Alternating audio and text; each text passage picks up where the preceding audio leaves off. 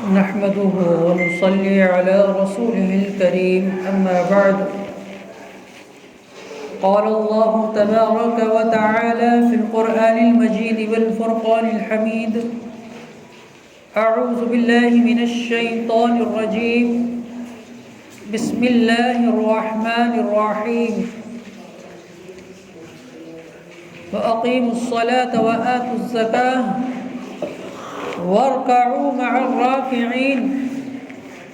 أتأمرون الناس بالبر وتنسون أنفسكم وأنتم تتلون الكتاب أفلا تعقلون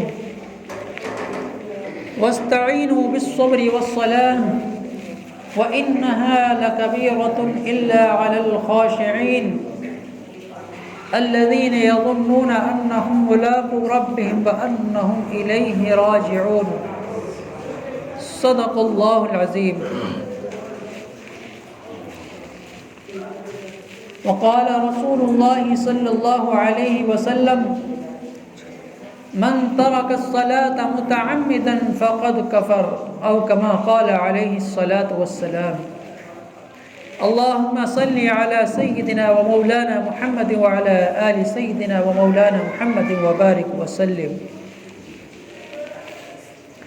میرے محترم بزرگوں اور دوستوں، ملت اسلامیہ کے نوجوانوں، اللہ رب العزت کا احسان اور کرم کہ اللہ رب العزت نے ہمیں جمعہ کا مبارک مقدس دن عطا فرمایا، اپنے دربار کی حاضری نصیب فرمائے. اللہ ہماری اس حاضری کو قبول فرمائے. اللہ کا بے انتہا کرم یہ بھی ہے کہ اب رمضان المبارک کا مقدس بابرکت مہینہ، فضیلت والا، عظمت والا، اکرام والا مہینہ بھی نہایت ہی نزدیک ہے، اور اللہ رب العزت ہمیں اس بات کی توفیق عطا فرمائے، ہمیں اتنی مہلت عطا فرمائے کہ ہم اس مہینے کو پا سکیں. اور انشاءاللہ آئندہ آنے والا جمعہ اسی ماہ مقدس کے اندر ہوگا. جیسا کہ گزشتہ جمعے کے اندر بھی یہ بات بتلائی گئی تھی کہ استقبال رمضان کیا ہے،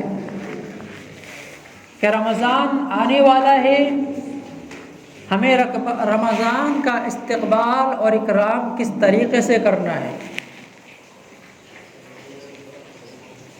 اور استقبال ہمیں کرنا ہے تو کیسے کرنا ہے. اب ظاہر سی بات ہے، اللہ کی دی ہوئی نعمت ہے، اللہ کا دیا ہوا انعام ہے، اور اس کے اندر اللہ رب العزت کی ہی عبادت کی جاتی ہے، تو ہمیں استقبال بھی اسی کے بتائے ہوئے طریقے کے مطابق کرنا ہے. اور رمضان کا استقبال کیا ہے کہ اپنا آپ کو گناہوں سے بالکلی طور پر علیحدہ کر لینا، غفلت کی چادر کو اتار دینا، اور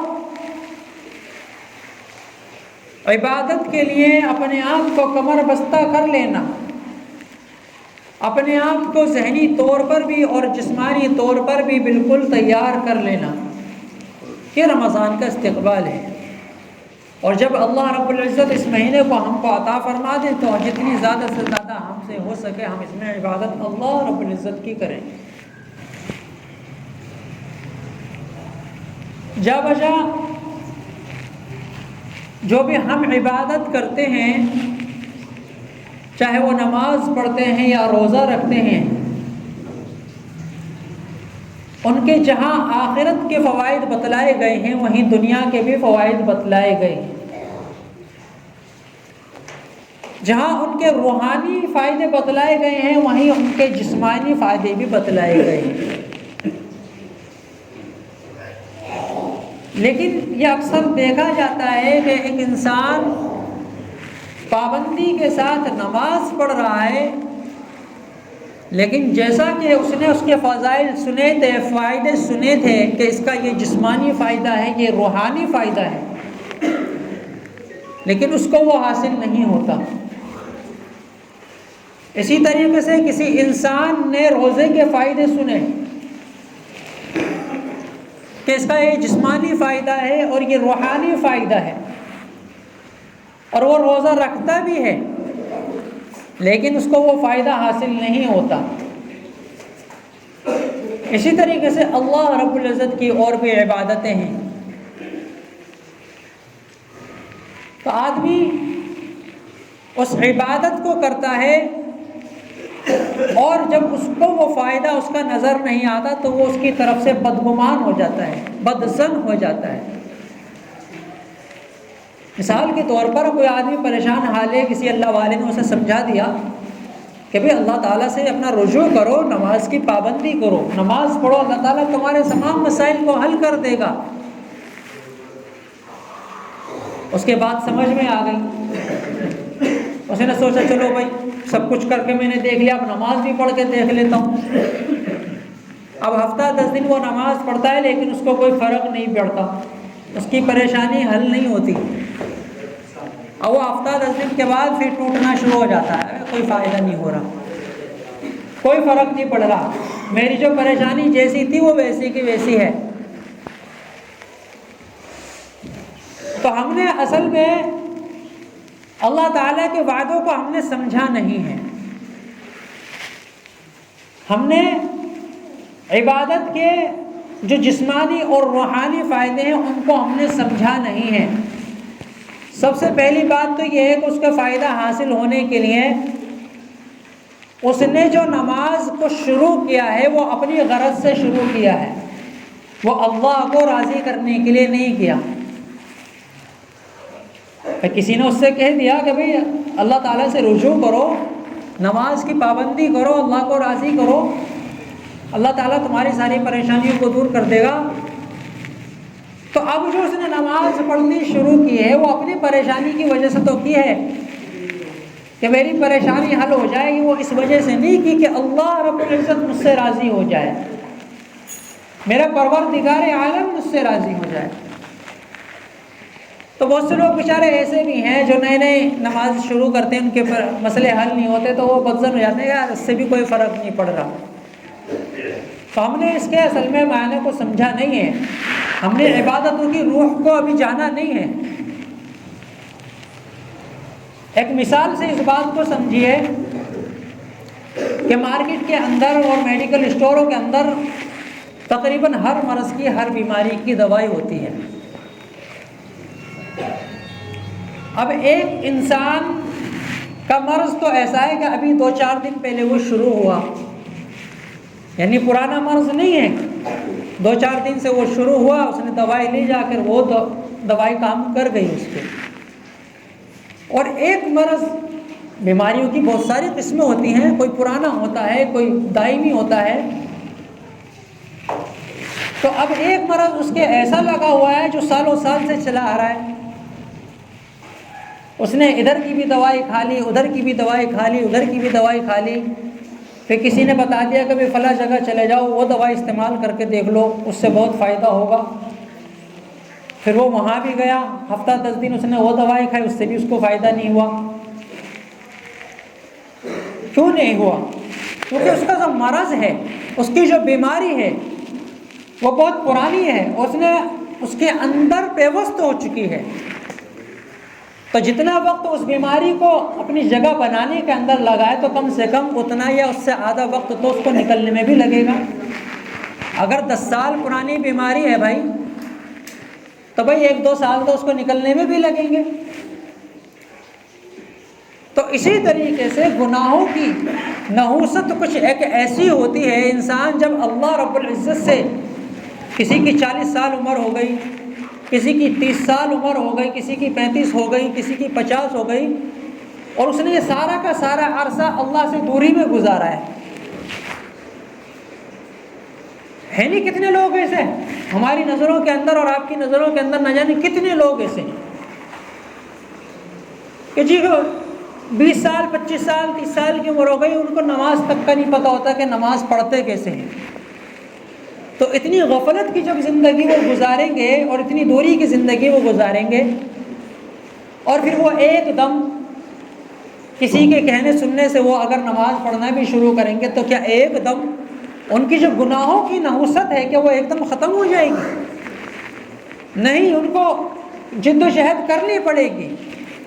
ان کو مجاہدہ کرنا پڑے گا، ان کو اپنے نحوست، گناہوں کی جو نحوست ان کے دلوں کے اوپر، قلبوں کے اوپر چڑھی ہوئی ہے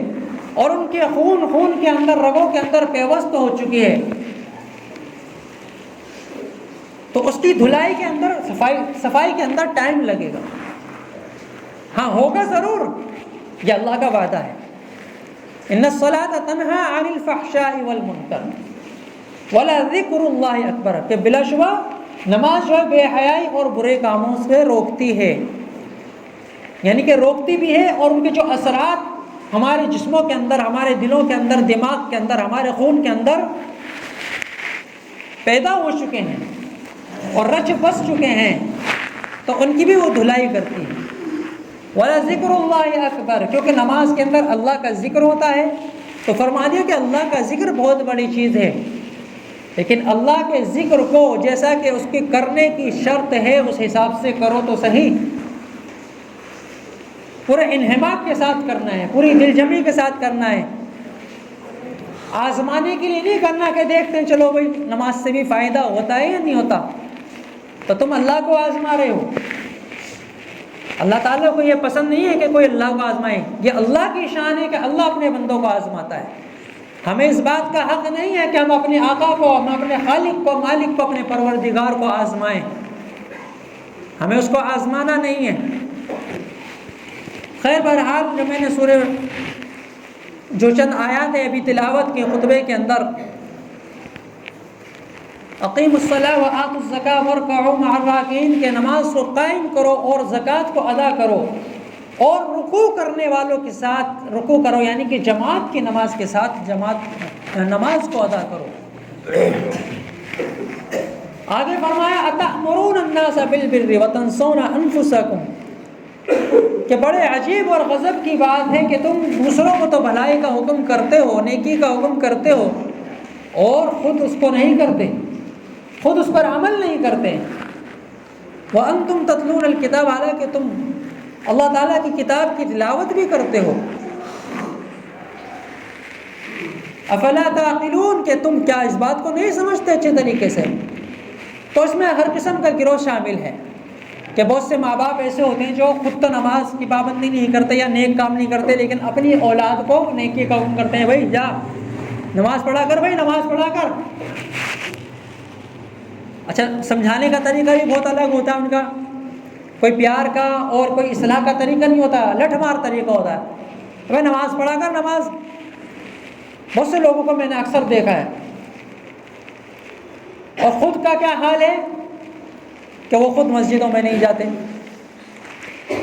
تو کچھ ماں باپ ایسے ہوتے ہیں، کچھ اور بھی لوگ ہیں، یعنی کہ ہر گروہ کے اندر ہے، چاہے وہ علماء کا گروہ ہو، چاہے وہ دعوت و تبلیغ والا ہو، چاہے وہ ماں باپ ہو، چاہے وہ کسی بھی قسم کے ذمہ دار ہو، ہر ذمہ دار اس آیت کے اندر شامل ہے۔ نصیحت کرنے والا، کیا اگر وہ دوسروں کو نصیحت کرتا ہے اور خود اس پر عمل نہیں کرتا، جس بات کی وہ دوسرے کو نصیحت کر رہا ہے، چاہے وہ میں ہی اس کے اندر، میں آپ کو نصیحت کر رہا ہوں کسی چیز کی اور میں اس پر عمل نہیں کرتا، میں بھی اس میں اندر داخل ہوں۔ تو فرمایا کہ اللہ رب العزت نے اسی بات، اتأمرون الناس بالبر، بڑی عجیب بات ہے کہ تم دوسروں کو تو نصیحت کرتے ہو اور خود اس پر عمل نہیں کرتے، حالانکہ تم اللہ کی کتاب کی تلاوت کرتے ہو۔ وانتم تتلون الکتاب افلا تعقلون، اتنی سی بات نہیں سمجھتے۔ واستعینوا بالصبر والصلاة وانها لکبیرۃ الا علی الخاشعین، کہ اگر کوئی بھی مسئلہ درپیش ہے تمہارے کو، کوئی بھی پریشانی ہے، چاہے وہ گناہوں کی ہی گندگی تمہارے اوپر چڑھی ہوئی ہے،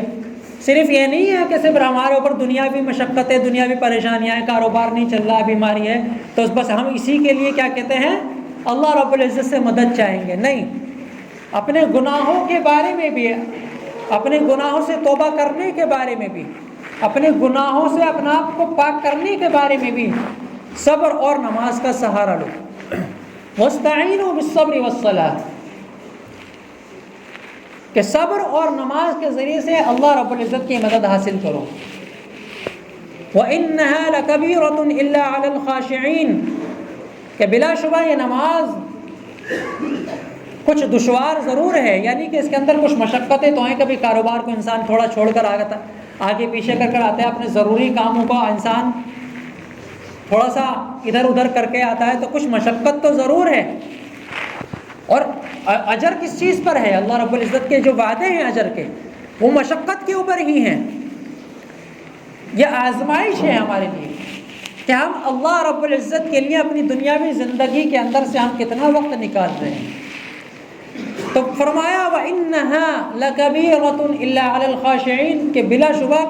نماز کچھ دشوار ضرور ہے، إِلَّا عَلَى الْخَاشِعِينَ لیکن جو اللہ سے ڈرنے والے ہیں ان کے لیے یہ کچھ بھی دشوار نہیں ہے، کچھ بھی دشوار نہیں ہے. یعنی کہ جس کے اندر جتنا اللہ کا خوف ہوگا اس کے لیے اتنا ہی نماز کی پابندی کرنا آسان ہے، اور جس کے اندر جتنا کم خوف ہوگا وہ اتنا ہی زیادہ اس کے اندر تساہل اور کاہلی برتے گا، اس کے اندر اتنی ہی کاہلی آئے گی اور سستی ہو. الذین یظنون انہم ملاقو ربہم، پھر ان کی آگے اور قسم بیان فرما دی الا علی الخاشعین کہ کون لوگ ہیں جن کے اوپر نماز دشوار نہیں ہے، کہ جو اللہ سے ڈرنے والے ہیں، اور وہ لوگ کہ جن کو اس بات کا یقین ہے کہ ہمیں اللہ رب العزت سے ملاقات کرنی ہے. ملاقو ربہم کہ جن کو ہر وقت اس بات کا فکر دامنگیر رہتا ہے، ان کے ذہنوں کے اندر ہر وقت یہ بات رہتی ہے کہ ہمیں اپنے پروردگار سے ملاقات کرنی ہے.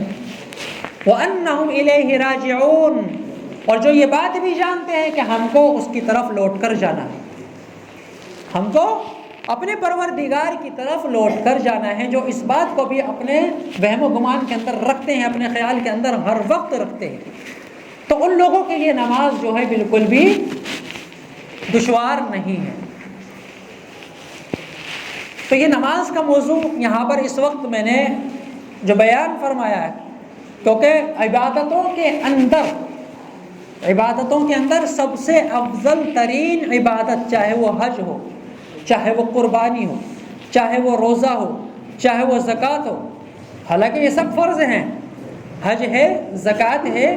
اور روزہ ہے، یہ بھی فرض ہے، اہمیت کے اعتبار سے، حکم کے اعتبار سے فرض ہے. لیکن فرضوں کے اندر بھی اگر مقابلہ کیا جائے تو نماز جو ہے سب سے اہم ترین اور افضل ترین عبادت ہے. اور آخرت کے اندر، میدان محشر کے اندر جو حساب کتاب ہوگا تو اس کے اندر بھی سب سے پہلے نماز کا حساب ہوگا. اور چونکہ اب رمضان مبارک کا مقدس مہینہ آ رہا ہے کہ جس انسان نے اگر نماز کے اندر کوتاہی کی تو ظاہر سی بات ہے جو فرض کے اندر کوتاہی کرے گا وہ ظاہر سی بات ہے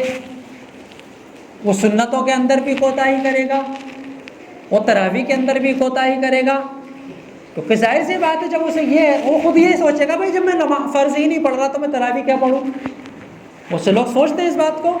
کہ جب میں فرض ہی نہیں پڑھ رہا تو میں تراویح کیا پڑھوں. تو جو آدمی فرضوں کے اندر کوتاہی کرے گا وہ ظاہر سی بات ہے کہ اس کے بعد کی اس سے جو کم درجے کی عبادتیں ہیں تو اس کے اندر تو وہ کوتاہی کرے گا ہی کرے گا. اگرچہ کہ روزہ بھی فرض ہے، نماز بھی فرض ہے، لیکن افضلیت کے اعتبار سے نماز جو ہے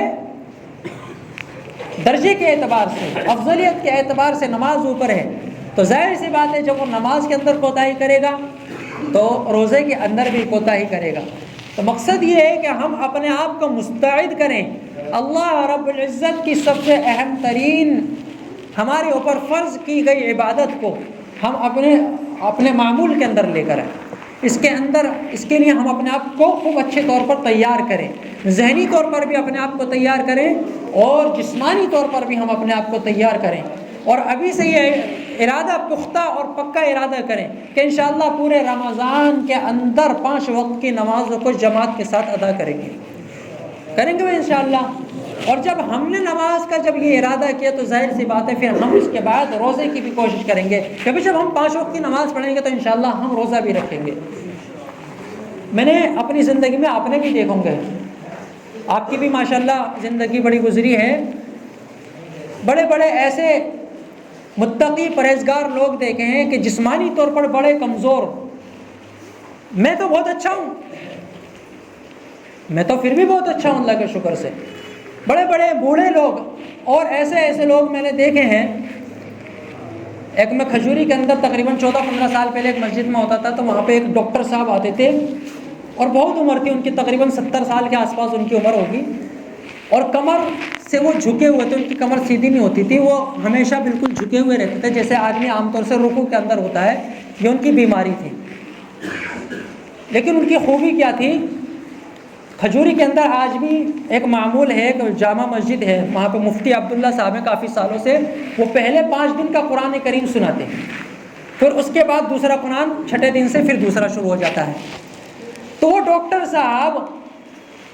پہلے 5 دن کا قرآن مکمل کھڑے ہو کے سنتے تھے، پھر اس کے بعد دوسرا قرآن سنتے تھے، یعنی کہ پوری 5 وقت کی نمازیں تو وہ پڑھتے ہی تھے، لیکن تراویح کا بھی یہ عالم تھا ان کے اندر کہ پہلے وہ 5 دن کی تراویح مکمل کھڑے ہو کر مفتی صاحب کے پیچھے سنتے تھے، پھر اس کے بعد جو باقی دن رہ جاتے تھے، جو اور دوسرا قرآن شروع ہوتا تھا، پھر وہ قرآن بھی سنتے تھے۔ تو ایسے ایسے لوگ اللہ کے، بھائی اللہ نے تو ہمیں بہت صحت دی ہے، بہت تندرستی دی ہے، بہت بڑا انعام ہے۔ ایک مزدور میں نے دیکھے جب میں انصار وہار کے اندر تھا، تو مزدوری کرتے تھے، ان کا صرف کام مزدوری کا تھا، کھدائی کا، اینٹوں کو اٹھا کے دینا، جو راج مستری کے ساتھ مزدور کام۔ پورے رمضان کے روزے، چاہے مئی جون کے روزے ہیں، پورے رمضان کے روزے اس حالت میں رکھتے تھے وہ کہ پوری مزدوری وہ دھوپ کی حالت میں کرتے تھے۔ خود مسجد کے اندر جب رمضان کے مہینے میں کام چل رہا تھا، ہل چلا رہے تھے، کھدائی کر رہے تھے، بنیاد پلروں کی جو بنیاد کھدتی ہے کھود رہے تھے، روزہ رکھا ہوا تھا اور میں کھڑا ہوا حیرت سے ان کو دیکھ رہا تھا، عبرت کی نگاہ سے کہ دیکھو اللہ کے ایسے ایسے بھی بندے ہیں۔ تو بھائی اللہ نے ہمیں تو بہت صحت دی ہے، بہت ہمارے پاس آسانی والے کام ہے، ارادہ کریں کہ اللہ تعالیٰ ہم کو یہ عمل کرنے کی اور یہ عبادتوں کو پورے طور پر ادا کرنے کی توفیق عطا فرمائے۔ وآخر دعوانا الحمد للہ رب العالمین۔ سنت